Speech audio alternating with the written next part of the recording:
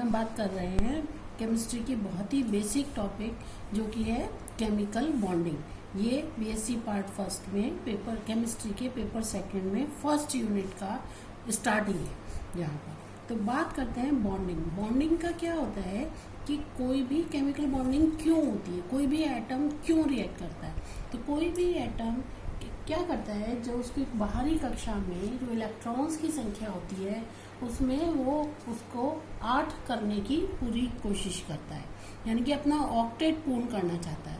या तो उस ऑक्टेट को पूर्ण करने के लिए वो इलेक्ट्रॉन्स को देता है, लेता है या शेयर करता है। तो इस तरह वो अपने उसमें इलेक्ट्रॉन्स की संख्या को पूरी करता है। तो इसके बेस पर जो इलेक्ट्रॉनिक बॉन्डिंग है, ये केमिकल बॉन्डिंग है, ये 3 तरह की होती है। एक होती है आयनिक बॉन्डिंग, है ना, आयन यानी कि आयनिक बॉन्ड बनता है, जिसमें क्या होता है कोई भी एलिमेंट या एटम जो है अपने इलेक्ट्रॉन्स को कंप्लीटली त्यागता है और दूसरा एलिमेंट उन इलेक्ट्रॉन्स को ग्रहण करता है, जिससे आयंस का निर्माण होता है और वो आपस में इलेक्ट्रोस्टैटिक फोर्स के द्वारा बंद करके निर्माण करते हैं, मॉलिक्यूल का निर्माण करते हैं। इसी तरह दूसरी होती है कोवलेंट बॉन्डिंग। कोवलेंट बॉन्डिंग के अंदर इलेक्ट्रॉन्स एटम अपना इलेक्ट्रॉन पूरी तरह त्यागता नहीं है, वो शेयर करता है, दूसरे एलिमेंट को देता है और दूसरा एलिमेंट भी अपना इलेक्ट्रॉन उसको देता है। तो जिस तरह दोनों शेयर करते हैं तो इस तरह उनमें इलेक्ट्रॉन्स की संख्या पूरी हो जाती है। तीसरी होती है कोऑर्डिनेट बॉन्ड। कोऑर्डिनेट बॉन्ड में क्या होता है, एक एटम के पास अपने पूरे 8 इलेक्ट्रॉन होते हैं, लेकिन वो फिर भी अपने इलेक्ट्रॉन पेयर को किसी दूसरे एलिमेंट को दे देता है, जिससे वो कोऑर्डिनेट बॉन्ड बनाता है। अब हम इनको अलग अलग पढ़ेंगे।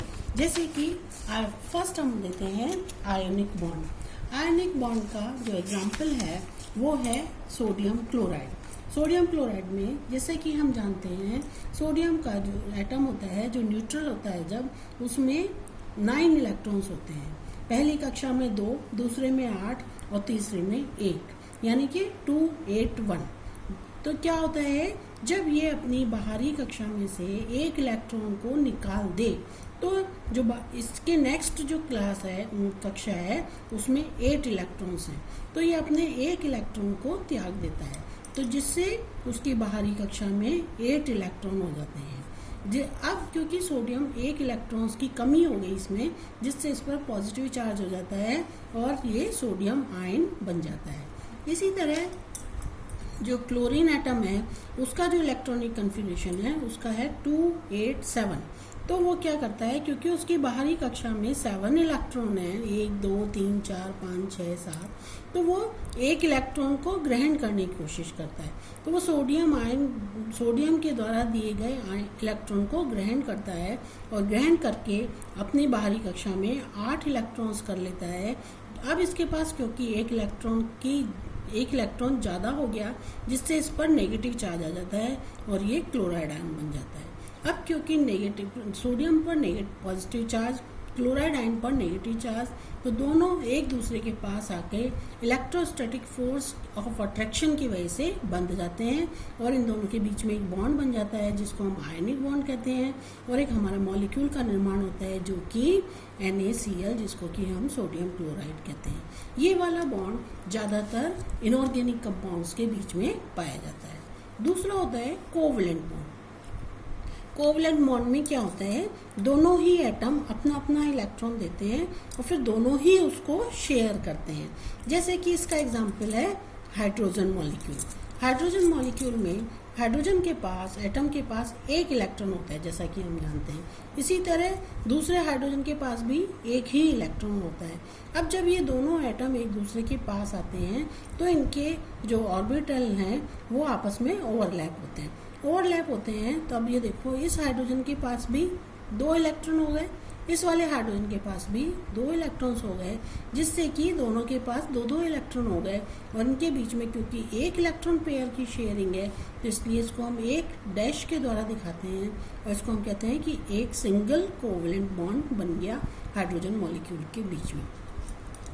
ये जो कोवलेंट बॉन्ड है ये ज़्यादातर हमारे ऑर्गेनिक कंपाउंड्स में पाए जाते हैं। तीसरा होता है कोऑर्डिनेट बॉन्ड। कोऑर्डिनेट बॉन्ड में क्या होता है, इसका एग्जांपल है H2O2। अब जब हम जानते हैं H2O में जो सेंटर में ऑक्सीजन है उसके पास बाहरी कक्षा में 6 इलेक्ट्रॉन्स होते हैं, तो वो एक इलेक्ट्रॉन हाइड्रोजन के साथ शेयर करके, दूसरा इलेक्ट्रॉन दूसरे हाइड्रोजन के साथ शेयर करके, इस तरीके से 8 इलेक्ट्रॉन पूरे कर लेता है। हाइड्रोजन के पास 2 इलेक्ट्रॉन, इस हाइड्रोजन के पास भी 2 इलेक्ट्रॉन, तो इस तरह दोनों के बीच में एक एक कोवलेंट बॉन्ड बन जाता है। अब इस ऑक्सीजन के पास पूरे 8 इलेक्ट्रॉन हैं। ये अपने एक इलेक्ट्रॉन पेयर को दूसरे फ्रेश ऑक्सीजन एटम को, जिसके पास की 6 इलेक्ट्रॉन है, उसको दे देता है, जिसको कि हम एरो से दिखाते हैं। तो ये जो एरो है ये कोऑर्डिनेट बॉन्ड को शो करता है। तो इस तरीके से कोऑर्डिनेट बॉन्ड बनता है। ये जो कोऑर्डिनेट बॉन्ड्स हैं हमारे कोऑर्डिनेट केमिस्ट्री में या कोवलेंट बॉन्ड उसमें कोऑर्डिनेट कॉम्प्लेक्सेस में पाए जाते हैं। अब बात आती है कि ये कोवलेंट बॉन्ड हमारे बनते कैसे हैं, क्योंकि बेसिक हमारा क्या है, ऑर्गेनिक कंपाउंड्स के ऊपर बेस्ड है, तो जिसमें हमें कोवलेंट, इसके लिए 2 थ्योरीज दी गई हैं, valence bond theory and molecular orbital theory, जिनको कि आप इनऑर्गेनिक केमिस्ट्री में डिटेल में पढ़ेंगे। इसमें क्या है, हम वैलेंस बॉन्ड थ्योरी जो है इसके अकॉर्डिंग क्या है, इसमें इन्होंने बताया कि जो कोवलेंट बॉन्ड बनता है वो ऑर्बिटल्स की ओवरलैपिंग से बनता है, यानी कि जब वो एक दूसरे के क्लोज आते हैं और वो आपस में चढ़ जाते हैं। तो ये ओवरलैपिंग के बेस पर ये 3 तरह के बॉन्ड बनते हैं, 3 तरह की ओवरलैपिंग होती है। एक होती है एस ओवरलैपिंग, यानी कि जब एस ऑर्बिटल के साथ ओवरलैप करे तब होती है। एक होती है एस ऑर्बिटल और पी ऑर्बिटल के बीच में। तीसरी होती है पी और पी ऑर्बिटल्स के बीच में। एस ऑर्बिटल जैसा कि आप जानते हैं स्फेरिकल होता है, तो जब जैसे कि दो बॉल्स आपस में आए और वो एक दूसरे के ऊपर इस तरीके से दबे, तो इस तरीके का सब बॉन्ड बनता है, इसको हम बोलते हैं सिग्मा बॉन्ड। तो जो इलेक्ट्रॉनिक कंसंट्रेशन है वो 2 न्यूक्लियाई की जो एक्सिस है उसके बीच में बढ़ती है, जिससे उनका अट्रैक्शन और ज़्यादा बढ़ जाता है और हमारा सिग्मा बॉन्ड बनता है और ये बहुत ही स्ट्रांग होता है। दूसरा होता है SP।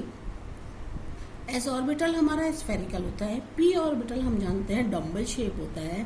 तो ये एस ऑर्बिटल पी ऑर्बिटल के किसी एक लॉब के साथ में ओवरलैपिंग करता है। दूसरी इसी में एक और होती है, जब एस ऑर्बिटल दोनों पी ऑर्बिटल के दोनों लोब्स के साथ में एक साथ ओवरलैपिंग करे, लेकिन दोनों में ही हमेशा सिग्मा बॉन्ड बनता है। तीसरी होती है पी, यानी कि जो पी ऑर्बिटल है वो आपस में ओवरलैप करें।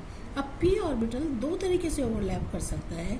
एक होती है इंटर न्यूक्लियर एक्सिस के अलोंग, यानी कि एक न्यूक्लियर ये, इन दोनों की जो एक्सिस है यानी कि इंटर न्यूक्लियर एक्सिस है, इसके पैरेलल यहाँ पर ओवरलैप, दोनों के बीच में ओवरलैप करता है। तो जो इलेक्ट्रॉनिक कंसंट्रेशन है दोनों न्यूक्लियाई के बीच में बढ़ती है, जिससे हमारा सिग्मा बॉन्ड बनता है।